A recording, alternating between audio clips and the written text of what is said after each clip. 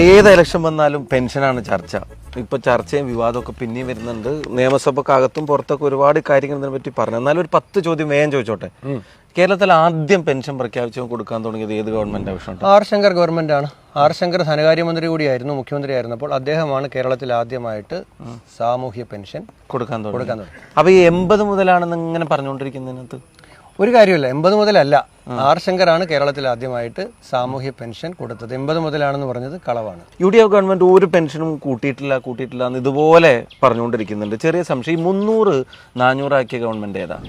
300-400 ആക്കിയത് ഉമ്മൻചാണ്ടിയുടെ ഗവൺമെന്റാണ്. 400-500 ആക്കിയ ഗവൺമെന്റ് ഏതാ? അത് ഉമ്മൻചാണ്ടിയുടെ ഗവൺമെന്റ്. 500-600 ആക്കിയ ഗവൺമെന്റ് ഏതാ? അത് ഉമ്മൻചാണ്ടിയുടെ. അങ്ങനെയാണെങ്കിൽ 75 വയസ്സ് കഴിഞ്ഞവർക്കും 80% ഡിസബിലിറ്റി ഉള്ളവർക്കും 400 ഉണ്ടായിരുന്നതിന് ഒറ്റയടിക്ക് 900 ആക്കിയ ഗവൺമെന്റ് ഏതാ? അത് ഉമ്മൻചാണ്ടി ഗവൺമെന്റ്. 900-1100 ആക്കിയത് ഏത് ഗവൺമെന്റ്? അത് ഉമ്മൻചാണ്ടിയുടെ ഗവൺമെന്റ്.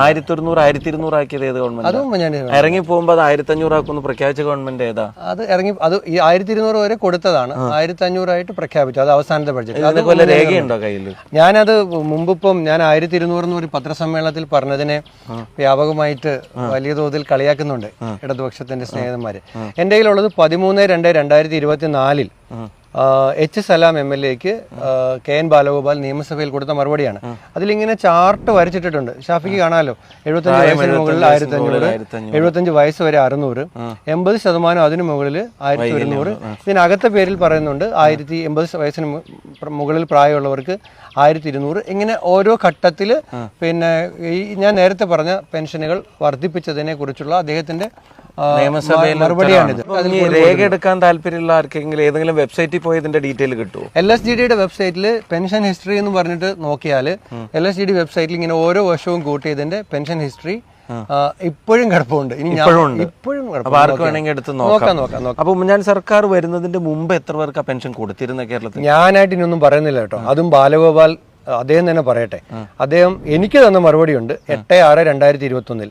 അദ്ദേഹം പറയുന്നത് 2011 വരെ പെൻഷൻ കിട്ടിയിരുന്നത് 16,23,401 ധനമന്ത്രിയുടെ നിയമസഭയിലെ മറുപടി. ഇനി 2011-16 സർക്കാർ അധികാരമൊഴിയുമ്പോൾ 34,43,414 പേർക്ക് ഉണ്ടായിരുന്നു.